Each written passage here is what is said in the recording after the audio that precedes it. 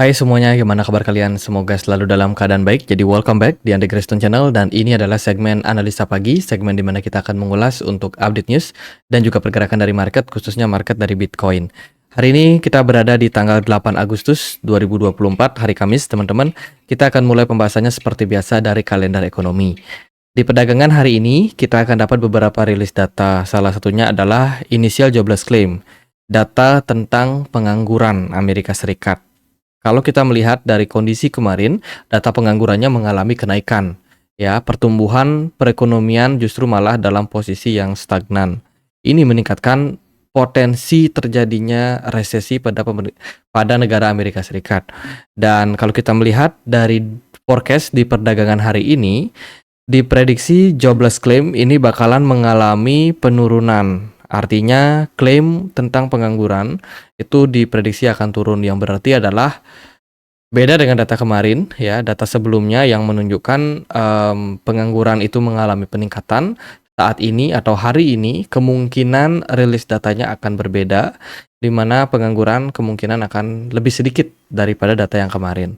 Dan jika ini benar, maka ini bisa menjadi salah satu sentimen yang lebih baik untuk market, karena kemungkinan peluang resesi otomatis akan menurun jika rilis datanya ini mengalami penurunan juga. Gitu, jadi akan sangat-sangat penting untuk perdagangan hari ini. Sedikit review untuk rilis data yang ada kemarin. Itu ada data terkait dengan ekspor import dari China, di mana ekspornya mengalami kenaikan, importnya juga naik ya. Ini menunjukkan tren pemulihan pada perekonomian China sudah semakin jelas. Dan impact-nya tentu saja adalah di Indonesia, karena tentu saja China adalah salah satu negara yang banyak ekspor ya ke Indonesia. Jadi Indonesia banyak mengimpor dari China. Jadi kalau perekonomian mereka udah mulai growth, maka otomatis transaksi jual beli itu akan semakin meningkat juga, berpengaruh juga ke Indonesia. Karena kita tahu kita dibanjiri oleh banyak produk import dari China. Kemudian ada data terkait dengan crude oil inventory di perdagangan kemarin dari Amerika Serikat. US dollar sedikit mengalami penguatan di perdagangan kemarin sekitar 0,25%. Itu sedikit data terkait dengan Fear and Greed Index. Kalau kita perhatikan untuk perdagangan kemarin itu mengalami kenaikan masuk ke posisi fear, yang berarti kondisi pasar pelan-pelan udah mulai melupakan ketakutan yang terjadi pada 2 hari yang lalu. Ya, di mana itu kondisinya sangat ekstrim fear, Bitcoin anjlok parah karena sentimen dari penguatan yen terhadap dolar gitu. Hari ini Bitcoin terpantau kena reject di kisaran level 58.000. Nah, kemarin aku sudah wanti-wanti ya bahwa pergerakan Bitcoin ini belum terlalu kuat, karena ya kalau kita melihat dari proses kenaikan dari pergerakan harganya itu masih cenderung minim volume ya, belum juga terdeteksi smart money yang cukup baik lah dalam hal melakukan akumulasi pada Bitcoin. Jadi kelihatan kemarin itu kopong banget marketnya, ya sebuah retracement saja yang terjadi dan terbukti di kisaran level 57.700-an Bitcoin sudah kena reject dan drop turun ke 54.000 dan sekarang berada di poin 55 ribuan. Oke, sebelum kita masuk ke beberapa berita yang ada pada market, teman-teman, aku move forward. Campaign datangnya dari Gate.io.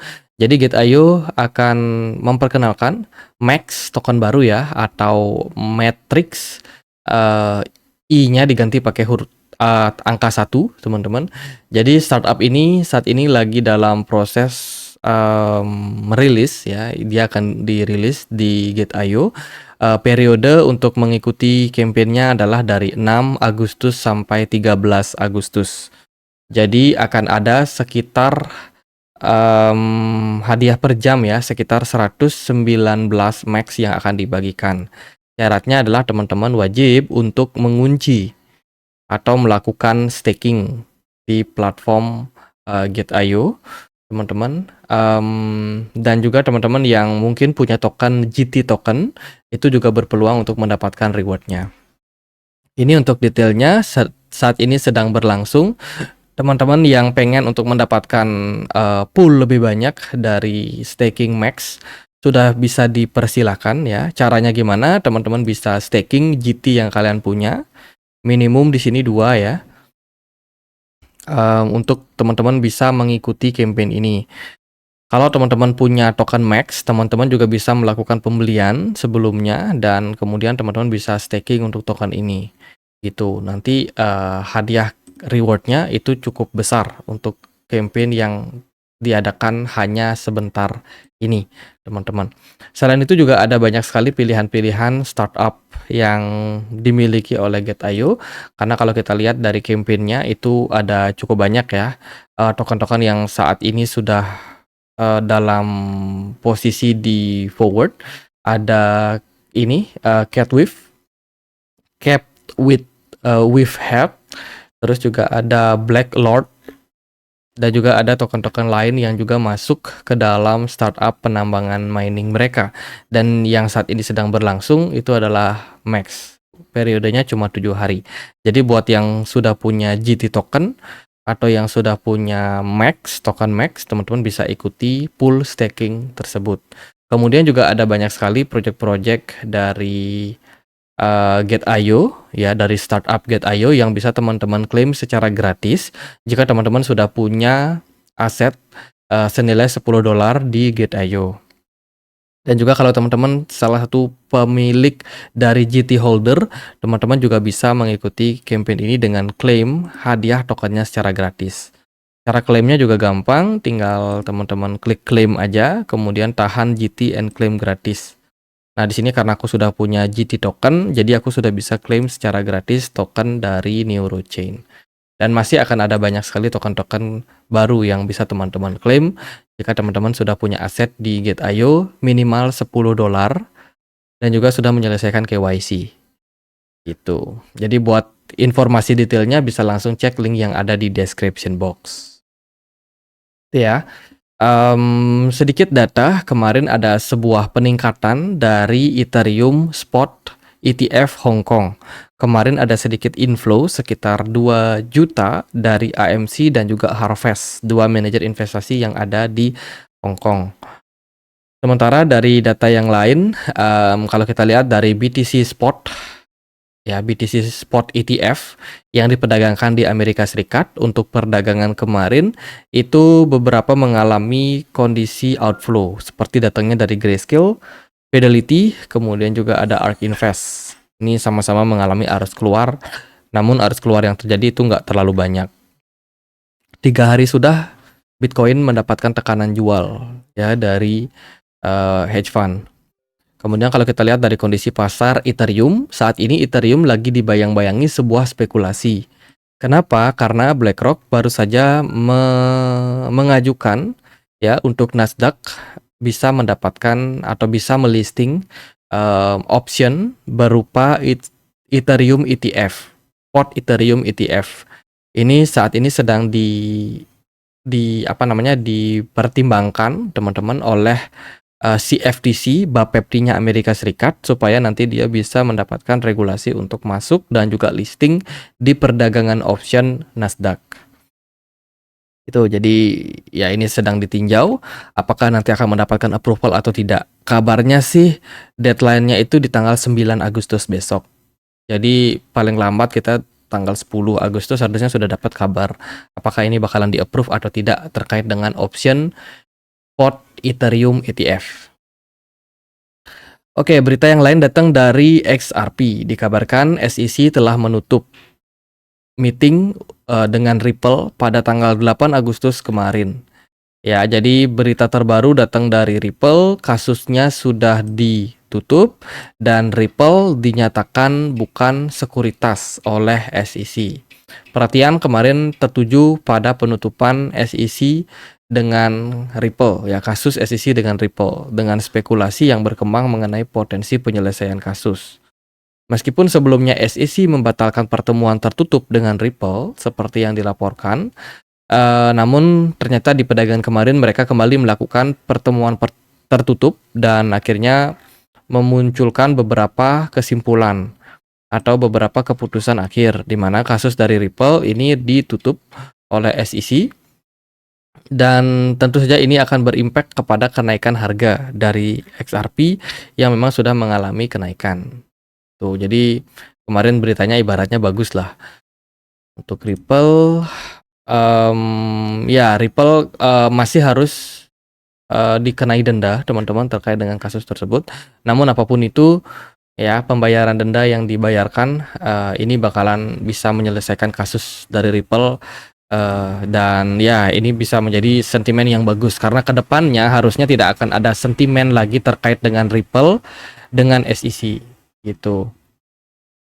Kemudian berita yang lain datang dari India. India has no plan to regulate crypto sales and purchase. Jadi berita terbaru datang dari India, di mana India belum punya planning untuk meregulasi kripto, termasuk pembelian dan juga penjualan. Namun kalau kita melihat dari kondisi India saat ini, meskipun mereka belum terlalu tertarik, ya tax kripto di India itu sudah resmi, ya biaya taxnya itu lumayan mahal di India, sekitaran 30-40%.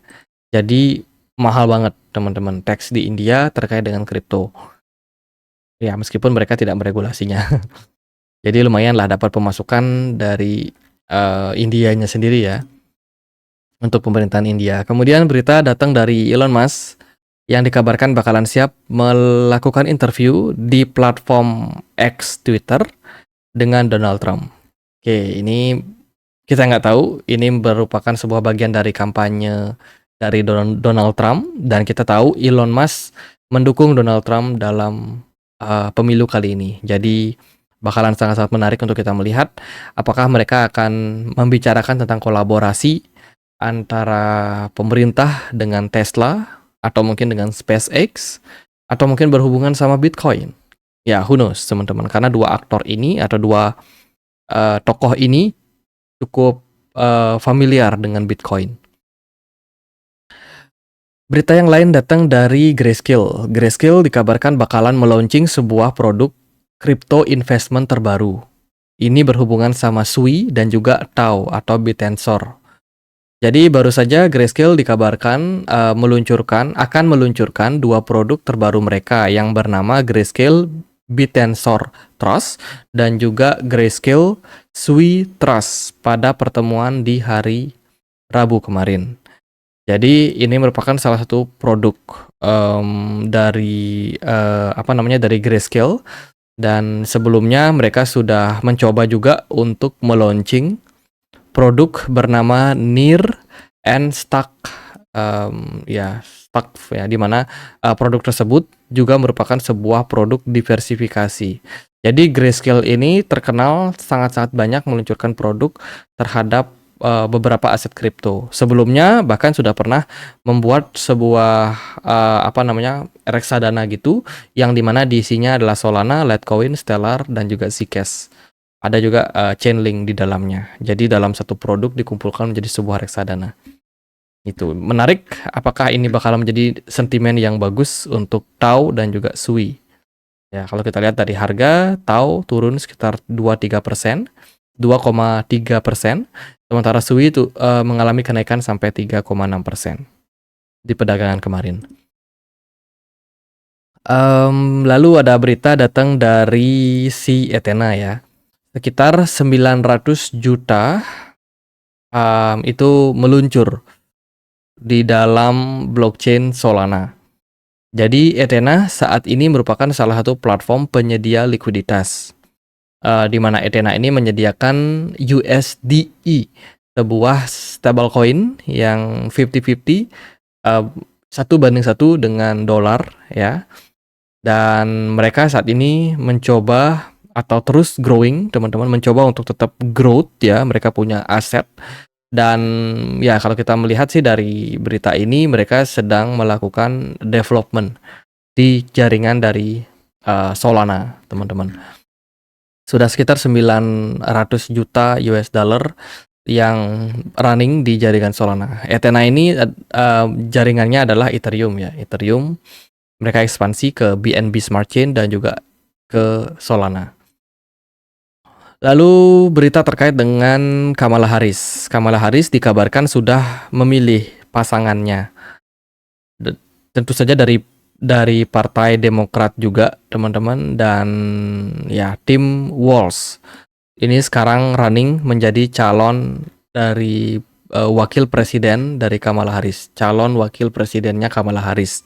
Ya, di mana dua tokoh ini merupakan dua tokoh yang cukup ya bisa dibilang agak gini sama kripto, agak kurang ramah lah, teman-teman. Tim Walz pernah menerima sumbangan sekitar 4.000 dari Nasdaq Singh dari FTX ya, kasus FTX untuk melakukan recover.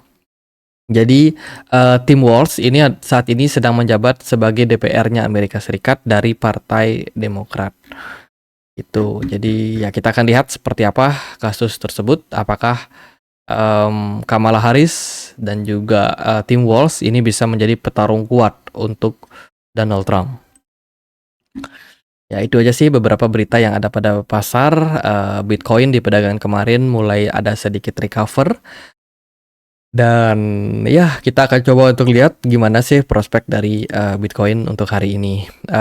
Indeks dolar di perdagangan kemarin mengalami sedikit penguatan, beberapa aset S&P 500 tidak henti-hentinya mengalami crash atau koreksi.